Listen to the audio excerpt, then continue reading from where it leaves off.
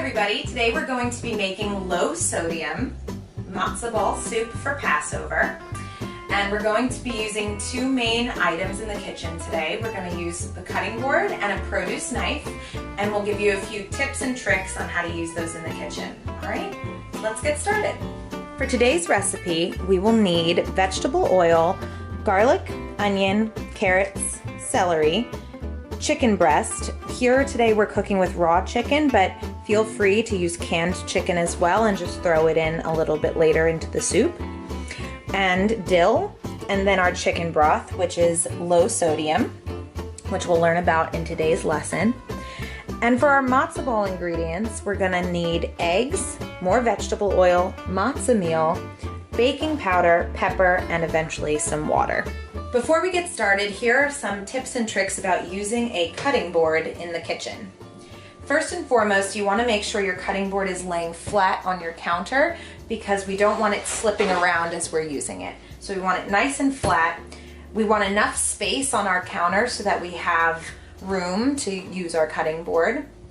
And some people actually like to use either a wet paper towel underneath or a non-slip mat that allows the cutting board to stay perfectly in place. I also want to give some advice on using a knife in the kitchen. So today we're going to be using a produce knife, which is not as sharp along the edge as your normal kitchen knife, but it is still dangerous and we still want to use it properly and safely. So some tips to using your knife safely.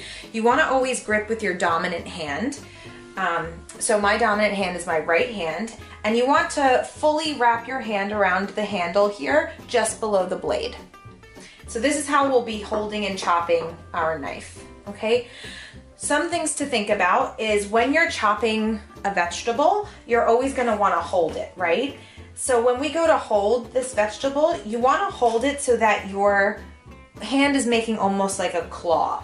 So if I use an onion for an example, if I'm going to cut it, I want to be holding the onion to where my knuckles are closest to the blade so that no finger is going to get in the way. All right, and that's how we can cut our vegetables, as in a claw-like fashion. When it comes time to actually chop veggies on our cutting board, it's best to put your non-dominant hand on top of the blade and allow it to guide the blade and keep it close to the cutting board while your dominant hand moves from right to left. And that'll get our nice chopping going on with a lot of safety and no fingers in the way. So those are some tricks. And actually we do have at the pantry this Knife Skills 101 cheat sheet that is available for anyone that has more questions or just wants a reminder of how to use a knife safely. All right, I think we are ready to officially begin, and we will start with making our broth, and then we'll move into making our matzo balls, and then throw it all together to make our perfect low-sodium matzo ball soup. Let's go. So our first step is to mince garlic and dice celery, carrots, and onion, and then we're going to saute those for our broth. So the first thing I'm going to show you is the difference between mincing and dicing. And I'll also show you how to prep these vegetables using our produce knife and our cutting board. So the first step with our vegetables is to rinse them. We want to rinse our celery, get it nice and clean. And then with the carrots, I do like to rinse them first, but we're also going to peel the outside so it doesn't matter that they're as clean. So with our vegetable peeler, we're going to start in the middle, hold firmly at the top, and scrape down in one smooth motion. You don't have to press very hard, especially if you have a newer vegetable peeler. It's always good if they're nice and sharp. Then when you're done going all the way around, flip to the other side, hold firm, and finish off your rows. Now, our next step is to chop up our vegetables, and we're gonna dice them. So basically there are three sizes, basic sizes for vegetables. You have chopped, diced, and minced. And here is the example. So we have a chop, which is a larger, that's our larger cut. Dice, which is a smaller cut. Here you can see onion and jalapeno. And then a mince is usually what we do with garlic. It's a very fine smallest kind of cut for vegetables. So today we're going to dice our celery, carrots, and onion, and we're going to mince our garlic. So let's look at how it's done. We want to start with the edges, cutting those off because those are usually not as prepared for the soup. And maybe they're a little dirtier or something like that. So just a nice clean edge to start. Just do this for all three of our celery. Okay, now to dice celery, what I'm gonna do is cut straight down the middle and cut a few slices lengthwise first, and then we'll hold those together and chop this way all the way down the celery.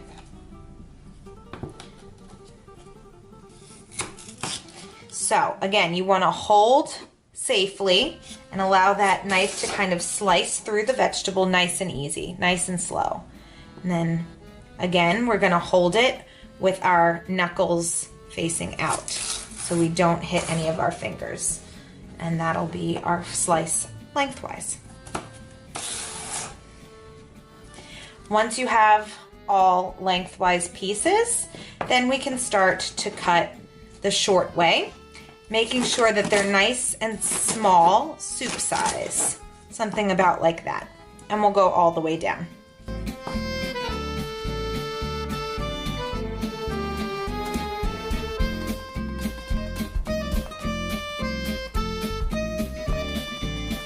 As we get closer to the bottom, remember just to keep those fingers in. One last slice, holding on. And then we're done. So we'll do that for the other two as well. All right, and now our celery is done and nice and diced. So now we'll move on to our carrots. And basically with our carrots, it's gonna be the same thing. We're gonna cut off a good portion of each of the ends just to get a fresh end in there. I'm gonna cut it down lengthwise. Now a carrot is a little bit more difficult to cut through, so you really just wanna take your time and be careful and make sure you have a good grip on your knife. Again, I'm gonna hold it like so and watch what I'm doing, kind of sawing down and slowly cutting through until we can cut it all the way in half. We might even wanna press down on the top of our blade. Like that. So now that we've cut it in half, I like to flip it over on its flat edge because that way it won't slip out as much from underneath you. And again, get a good grip, press down. There we go.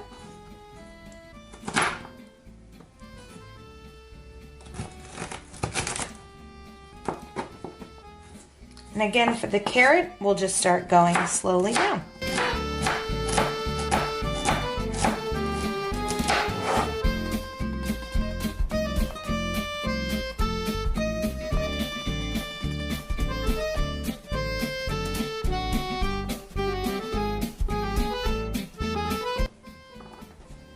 And we'll continue doing that with the other two carrots as well. Another important thing to remember about cutting vegetables, especially when they're going into a broth or a soup, you want to try to cut them about the same size so that they cook at the same pace, so that you don't have a large carrot that's not cooked and a small carrot that is. So as much as you can, try to get them about the same size. And because I need a little bit more space on my cutting board, I'm gonna get a bowl for our vegetables.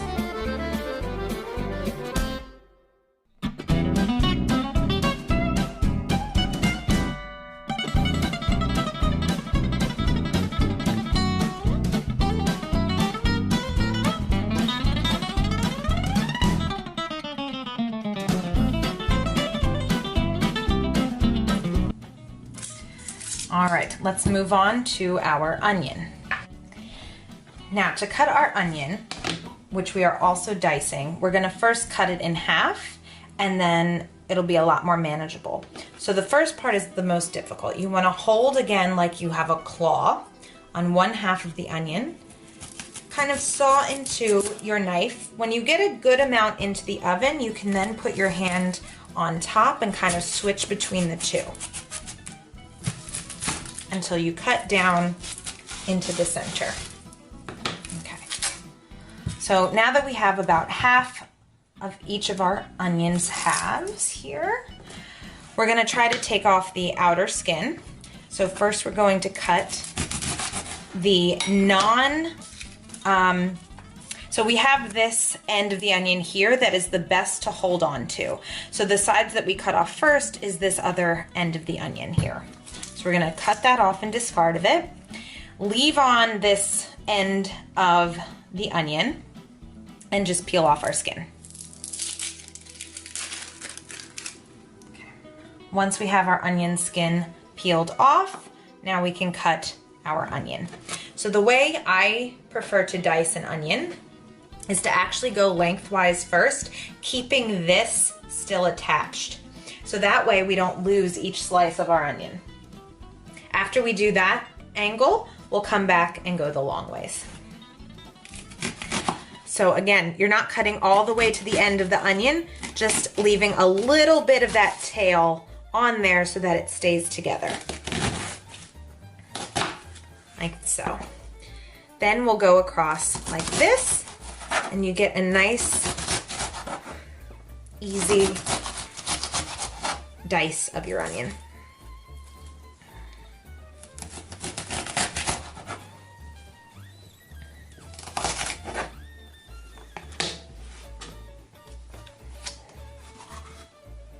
We'll throw that in with our carrots and celery.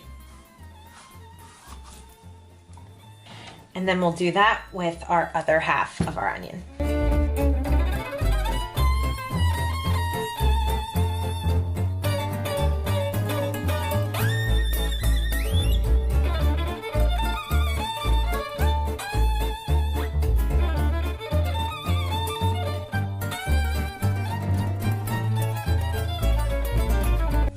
And any leftover pieces you can just chop to be about the same size.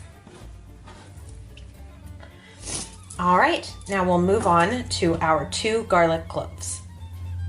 Now, I'm Italian, so I have chopped garlic many times in my life.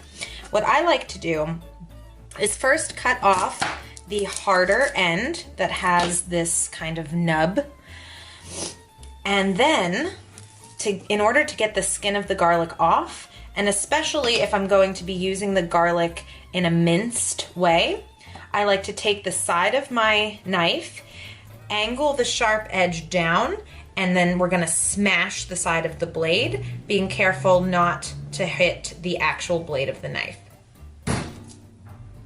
That way, our garlic gets smashed and we can easily pick off the skin.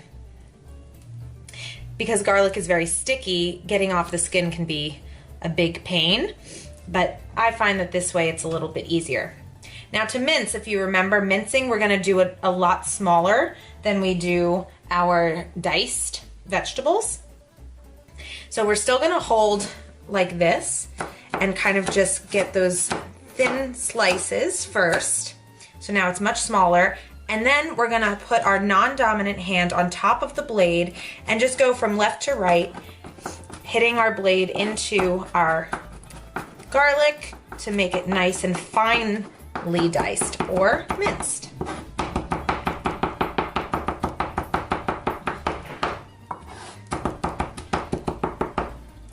Then to get off the excess, we just want to carefully scrape along the blade, making sure not to hurt ourselves. And there's your minced garlic. So now you want to do that with your second clove.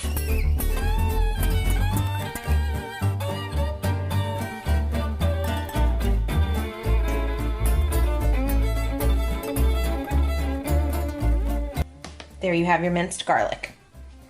Okay, so our first step is to saute our vegetables in 1 tablespoon of vegetable oil. And we want to do that in our large pot because we're eventually going to add the chicken stock and the chicken, so we have to start in a larger pot. So first we're gonna bring it up to medium-high heat, add 1 tablespoon of vegetable oil, and then throw in our vegetables. Here we have our measuring spoon of 1 tablespoon for our vegetable oil.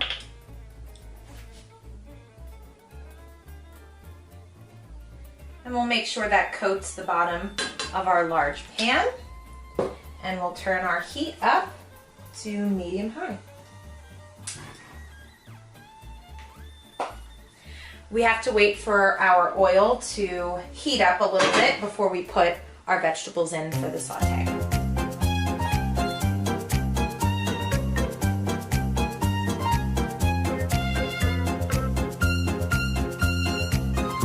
Just get a spoon like this to kind of stir around our veggies. And we're just going to saute now until the onions look translucent. They want to look nice and clear. So as you can see, our vegetables are starting to steam a little bit. You want to keep mixing them around, making sure everybody gets a chance to touch the heat and that it's an even cook.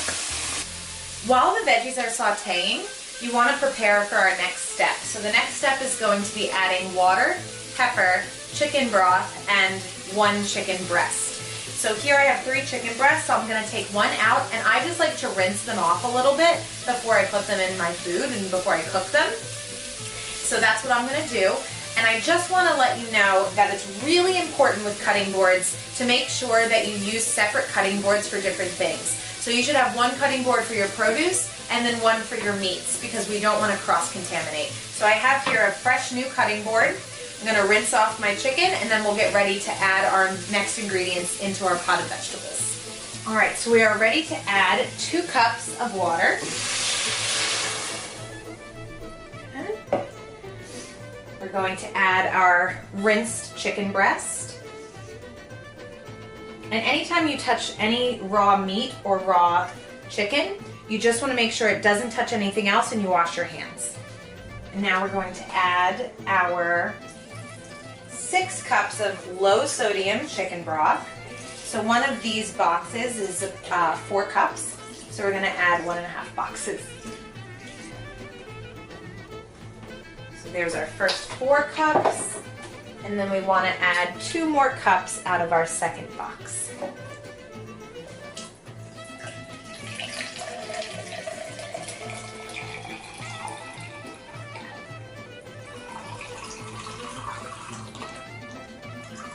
Once we get up to 2 cups, we'll pour that in as well.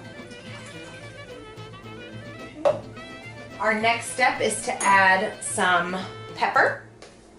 And I really like pepper, so I'm just going to put a few dashes in there just like that. But of course, you can add pepper to your taste.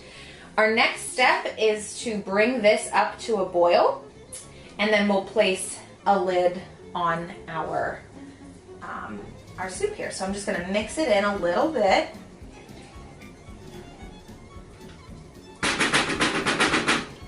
Then I'll get our lid, we'll place that on top, and we'll get that to a boil by raising the temperature to high. Before our soup reaches a boil, we could also add either parsley or dill. So I really like dill, so I'm going to add a few sprigs of dill into our chicken broth to give it that nice herby flavor. So we'll still wait for that to boil, and then we'll be turning it down to a simmer while it cooks the chicken. That way we can have time to make our matzo balls. All right, and now our soup is reaching a roiling boil. So we're going to turn that down to a simmer, which is just above low, and we'll keep it there for about 30 minutes. You can tell when it's a simmer when there's still some movement in the broth, but it's not boiling over. So it's just still moving, but it's not boiling. While our broth is simmering, we're going to make the dough for the matzo balls. So that begins with mixing together 3 large eggs and 3 tablespoons of vegetable oil. So let's start with our eggs.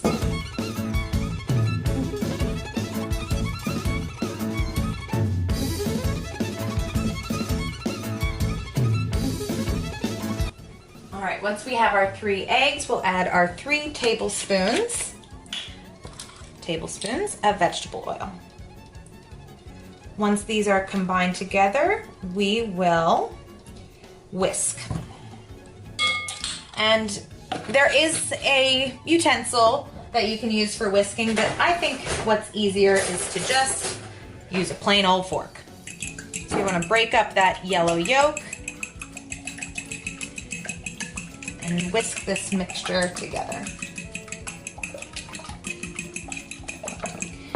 Once that's relatively whisked, we will add our matzo meal. And our matzo meal is going to require 3/4 cups. So I have a 1/4 cup here, so I'll do 3 of these.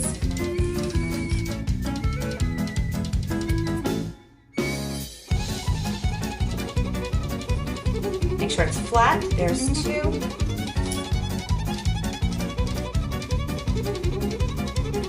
Mix that in a little bit.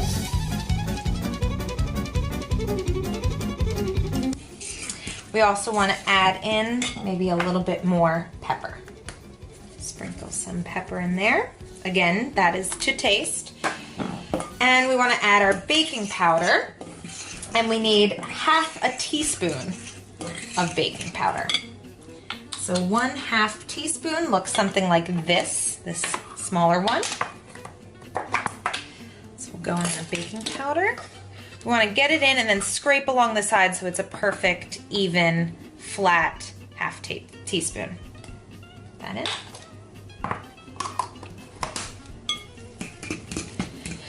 And once this is relatively mixed together, we're going to add 3 tablespoons of water. So I got my tablespoon. I'll come over to my sink here. 1, 2, 3 tablespoons of water. So now our water's in there. And now it says to mix again until smooth. Once this is mixed in, we'll place it in the fridge for 30 minutes. So now it's looking nice and smooth here. You can see that. All right, so now we place this in the refrigerator for 30 minutes. So I'm just gonna put a little bit of saran wrap on top.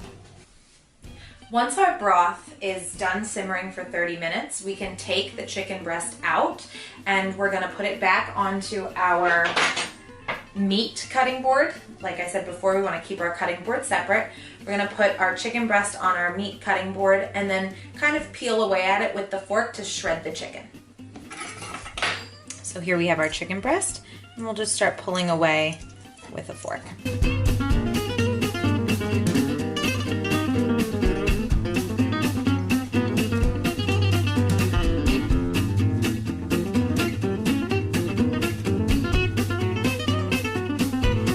Just like this.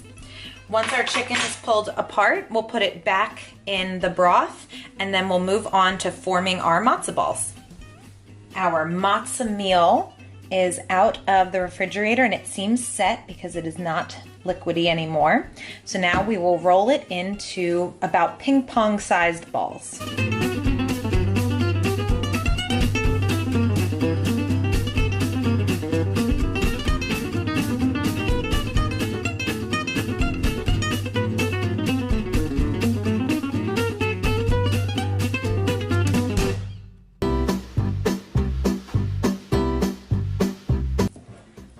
So from my mixture, I got 8 matzo balls. So now we'll drop them carefully into our broth. Here's our matzo.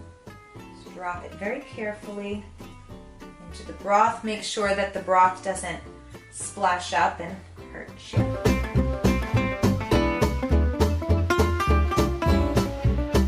Make sure to kind of spread them out a little bit as well. So once those are in there, we're gonna let everything simmer again for 20 minutes with the lid on. And then we'll be ready to take a look at our matzo ball soup.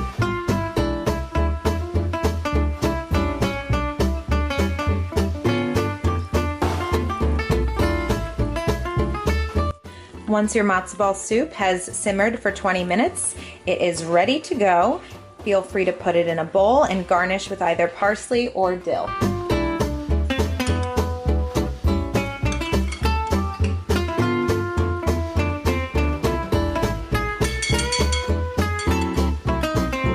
Voila!